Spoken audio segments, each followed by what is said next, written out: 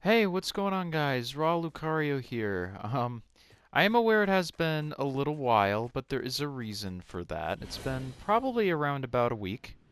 Um, and yeah, I normally don't go that long between uploads, but obviously, as I mentioned before, my thumb has been making, stuff like that kind of difficult. But also, I've been working behind the scenes on a creative map. Creative map I've been working on for a while, but I kind of had to stop working on it because of my thumb. But I got back into it, and it's pretty much done as it stands right now. And it is a hide and seek map that takes place in a big bedroom created by me and some of my friends over here.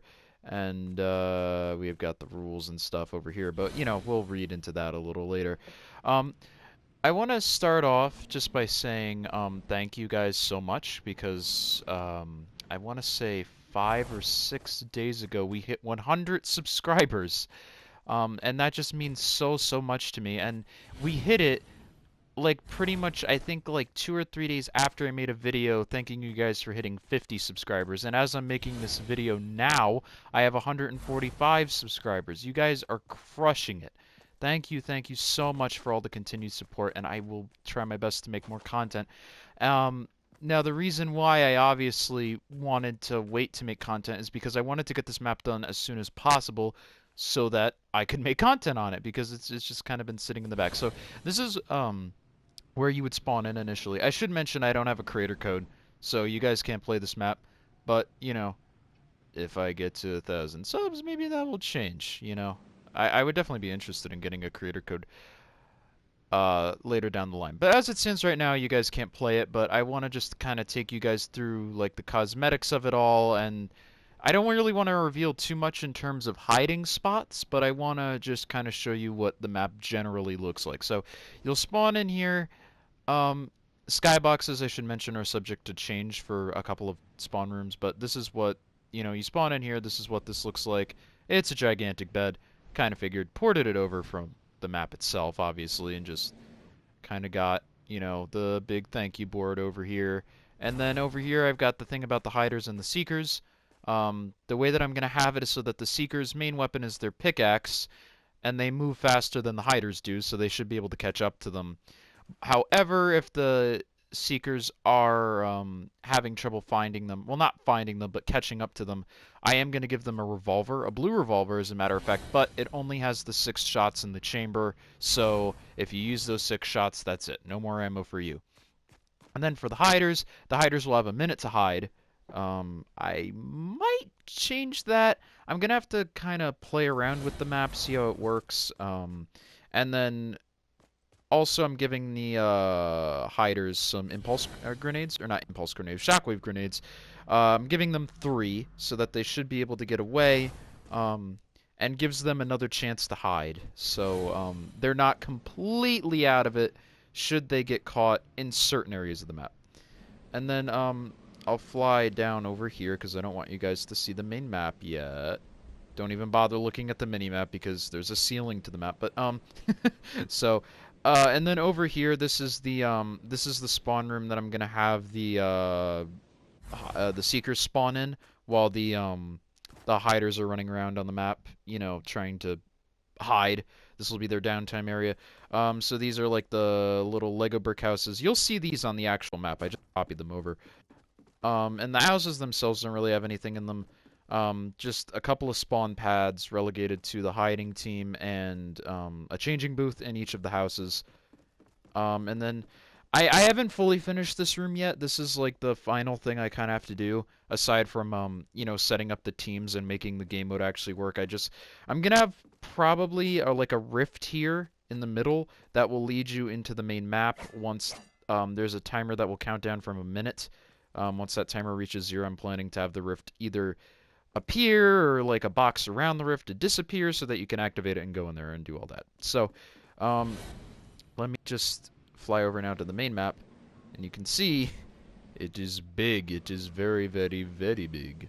So I'm gonna just start off, I guess, where you would spawn, which as of now is right here. I don't know if I'll keep it this way, but yeah. Look at this place. This place took a long time to build, and it looks. I'm just so happy with it. I'm just so happy with it. But I'll do a brief run through. Now, obviously, the video I make of it, playing with my friends and stuff, you'll see more of the hiding spots and whatnot. But I'll just do a brief run through today. Um, so I'll start with the window, because window. Window. You look out. It's not really anything special. It's just some buildings in here, trees and bushes, whatnot. I did add like a little guy peering in, almost like he's meant to be like a kid, kind of watching it. I kind of am taking like a Toy Story type of thing for the map, in a way, where like I'm gonna be planning on, like our characters are like action figures running around. And then if you see any of these balls around, they'll be different colors, but they'll look like this. They might also be slightly different sizes, but if you see like a colored ball with like a nub in it like that, these are bouncy balls, and you can use them to get to higher areas on the map. Now, I did just phase through the ceiling, and there's a reason for that, but you won't phase through it during the game.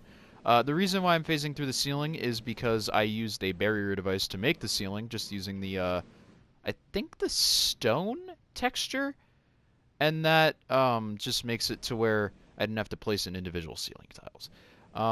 So let's start off with, I guess, it is a giant bedroom. Let's start off with the bed. Over here you got a dresser, there's a phone, John Cena, he epic, there's an alarm clock over here, and you can hide in both of these shelves. So these are cool. You got pillows, you got just a bunch of junk in here, and you'll be able to like climb up on this stuff and whatnot. Then the bed itself looks really, really good. I may have to add a bouncy ball here, actually, just so you can actually get on top of the bed. Yeah, I'm gonna have to add a bouncy ball. I can't believe I forgot that, but I'll do that. That's fine. Over here, we have this stuff no longer needs to be here. I'll leave the meowsles, but okay, so not quite as done as I thought. There's still gonna need to be a little bit of cleanup, but over here you've got a bed. It's the same bed as the one that was in the spawn room. It looks exactly the same, but I just added some stuff on it. Got some plushes, some toy cars, and I made these bridges here. These are meant to be like the expo markers, because you can like connect those together at the top, and so it's kind of making a bridge up to here. And then you can come over here, climb up the bridge. You should also be able to slide down it too. Yeah, you can slide down it. Sliding is available. I also put the logos on the side here. And then up here you've got a keyboard. Working keyboard, I might add. So, yeah. Just a nice little detail. I saw this prefab and I was like, oh, I gotta make a keyboard. That would be so sick. Then you can bounce up here and that will take you onto this. There is another way to get up onto the TV stand that which is this. So we've got like a Lego house that it's kind of been modified. It has like towers, and so you can like come over here, climb up here, and then do the whole thing. And then once again, you can walk on the baseball bat, and that's the other way you get up. And also, I have a baseball over here. Now, this is my favorite part of the entire build. This is the TV, and if you're a Mario Kart fan, you'll recognize this. I kind of took inspiration from Mario Kart 64 and Super Mario Kart. So like the track itself is kind of meant to represent like Super Mario Kart, but then I took like the UI and the whole 3D aspect from Mario Kart 64. You can see we've got the placement on either side. It is split screen, by the way, in case you didn't notice. Split screen, the lap, what lap they're on, and then also like a little mini map showing where they are in relevance to the track. So right now Luigi is in first place, and Mario is in second place. And in case you're wondering, you can come in here. It's why I put the bat here, actually, to kind of explain how the TV got cracked. So yeah, you can come in here. It's fully explorable, fully hideable. You can do whatever you want in here. And then these tires hide another spring, so you can come up here and then get to Luigi's area if you want, and then hide in here if you want to do that. So that's also doable. Then let's take a quicker look. I'll take a quick little look over here. Oh wait, I should probably continue with the rest of the stand. So the stand here, we got a PS1, N64. The N64 was built by one of my friends, Glacier. He did a really good job with that, and I just wanted to shout that out in particular. My friend Llama built this King Babam. I really love that. And this Wumpa crate from Crash Bandicoot. He built this by complete accident, by the way. I just saw it, noticed it looked like a Wumpa crate, and told him to add like a Wumpa fruit on it, and then yeah. Then over here we have like a bunch of N64 games that are being held up by this like old play set in the back here, which is just made up of Borderlands prefabs. Once again, you can hide in here if you want. And then I just kind of added these in the back just to kind of give it a more circular depth and whatnot. And you can hide in some of those. Some of those are solid, some of them are not. And you're supposed to get up here through here. I should mention too that all the furniture, I think except for the dresser over there, I think, or not the dresser, the nightstand, you should be able to just crouch and then head under here for most, if not all, of the furniture. So then, yeah, I'll do a quick little brief run through of this. This is a house prefab that has been slightly modified by me and one of my friends, Lupin, to just kind of make it look like a dollhouse. You know, we got the back open here, so you can access it fully this way. Again, fully hideable. It's not really anything too different. I don't know why that's floating. That's weird. Yeah, so it's not really anything different from the house that you would normally see in Battle Royale. I just removed a few of the props so it would feel more like a dollhouse. And then I modified this area to have a garage. And I should mention, too, that I added these cars around. So some of the cars on the map are just normal, like, prefab cars, but then others you can actually jump in. And you can't drive them, like they're out of fuel, but the idea is that you can sit in them and hide. So be on the lookout for cars like that if this map ever does become playable. Then over here we've got a TV, not a TV, excuse me, a computer. So you can use this ball, and that should take you up to the chair, and then you can look up here from here, and then you can use this ball over here to actually get up onto the desk. So you will go kaplow. And I should mention too, like obviously I'm phasing through the ceiling here. That won't be an issue when you're actually playing because it will be solid. So yeah, we've got over here Fortnite. It's like a YouTube logo type of thing, but just, you know, with Fortnite instead. My friend Lupin made that. Then over here we've got like a little marker bridge that I made. I made the entirety of the computer. He just made the screen. I got a little bonsai plant, a coffee cup, little toy truck, keyboard. Looks really, really good, and you can use this marker thing to get up to here if you want. So that's doable. And like I said, I might add a couple bouncy balls here and there just to kind of make it accessible. Like I'm thinking I might add one here just so you can get on the top of the computer if you want. Then I think there's really only two main areas we need to check out. I'm not gonna, and like I said, I don't want to show off everything because I want, you know, people to, you know, find hiding spots on their own. But let's see, under here, there's the underneath the bed, which is a bunch of different crap, little toys and stuff. You'll notice that little hole. I'll get to that in a minute. Over here, this is one of my favorite parts of the map. It's well, I wouldn't say like a Hot Wheels track, but more like a I don't know, like I'm thinking kind of like one of those like old Matchbox sets. That's kind of what I kind of drew inspiration from. So it's kind of like just a circular track with a couple ramps. Again, some of these cars you can hop into, but none of them you can drive. You can just hide in them. And then yeah, we took a gas station prefab, slightly altered it, gave it a little bit of life. You know, we got stuff going on here. You can use the tire to get to the roof. Yeah, just different stuff. And you can go in here too. I mean, honestly, if you can see an area, chances are you either can get to it or I intended for you to be able to get to it, and I just forgot. But yeah, you should be able to get to it. Then over here we have a couple of trailers. Nothing, just, you know, like stuff in here, just furniture. And we have Lego houses over here. Well, one fully complete, one under construction. I did do the Lego houses, but my friend Llama did add the detail of like the crane lifting it up, and I really do like that. Then we have the bookshelf. Bookshelf is really, really fun. I love the bookshelf. So yeah, bookshelf is great. You've got books on the first shelf. So nothing really too great there. You can get up on the book and, you know, hide and do that. You can also use this Super Ball to get to any of the upper shelves, I should mention. Then here we got a little Viking ship model that is enterable, just so you know. Then over here we have a fish tank, which once again, enterable. And you can hide in here. And then if you want to get out, you just hop on. There's a spring there. Well, you need to hop on the top of it, not just the side. Then you can get up here. And then this is my favorite shelf.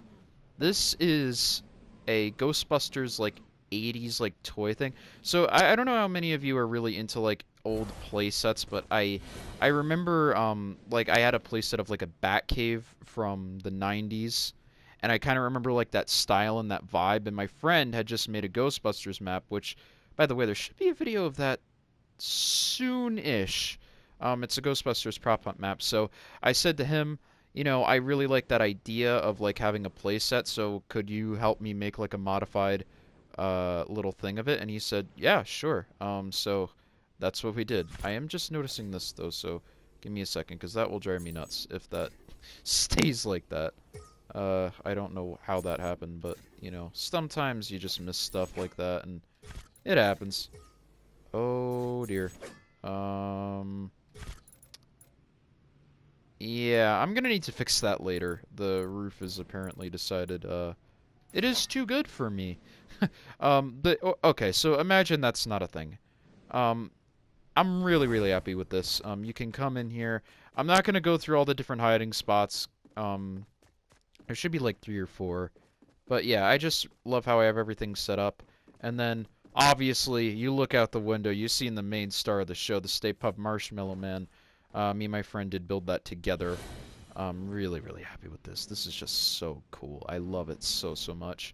I should mention, too, that it's not entirely like you can see that a bit of his foot actually clips through here, but it looks good enough as it is, so I'm not really upset about it. And then my friend also made the Ecto 1 here. I think he calls it the Ecto 3.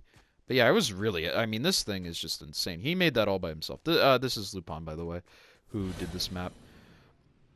I don't know who helped him with it, but, and then up here, is just the top shelf. I kind of did, like, a little bit of, like, trophies, different stuff, you know, statues, whatnot, some crap. You can get up here with the bouncy ball, I should mention. And then I think the last area that I've not shown you is my favorite thing. Or not my favorite, my second favorite thing. My favorite thing is the TV. My second favorite thing in the entire map is this. It's a little mouse hole. I love this. And I kind of took inspiration from, like, the Tom and Jerry cartoons. You know, like, Jerry would have, like, the furniture that's kind of, like, made out of, like, stuff. My friend Glacier helped me out with some of the stuff in here. We have, like, you know, thread spool chairs, a bucket, obviously a ton of like big food in here, and we have a sardine can, bed. That is really, really cool. Some cardboard cutout palm trees. We have chairs made out of wood piles or sofas, and just a primitive shape. Some bricks there. We've got a playing card up here and some wooden boards. If they seem out of place to you, they're designed to just hide V-clipping. That's what they're designed for. That's the only reason they're there. Then over here we got this like skateboarding thing that I thought looked really, really cool, so I added it and used it to prop up an iPod that Jerry, or well, I guess just the mouse of the house, not necessarily Jerry, is using for TV. I saw this in a Tom and Jerry Tales cartoon, thought it was like such a funny idea, so I did it. And I know that like the iPod, I don't think it even had video playing, but I just really, really liked the idea, so I did it. And then the final thing I really like, we did a flashlight for like a pole lamp, which is, by the way, if I pull this out, you can see it's actually using a pole lamp for the thing. So it's a pole lamp disguised as a flashlight, disguised as a pole lamp. It's quite ingenious. But yeah, so that's pretty much everything on this map. So do expect a funny moments type of video of this within the next few days. I am so, so happy with how this came out. You might notice a couple little things different, but I think for the most part, it done. It Gucci, it good. And I'm so happy with this. And thanks again to all my friends who helped me out with this map, which are, I should remember, but just to give you a special shout out in writing, JBW, Lupin, Glacier, and Llama. You guys really, really came through for me on this map. And I just am so proud of it. The other main map that I did on here was the Seinfeld prop hunt map. I also did help out some of my friends with like some of their stuff on their published maps, but for me, this is just my favorite creative project I've ever done. I love it. It's so good, so nice, clean, and just chock full of references to different things. And I love it to death. So I hope you guys did enjoy this little video, and thank you once again for 100 subscribers, almost 150 now at this point. And I cannot wait to make some more content for you guys, and I will talk to you all later. Good.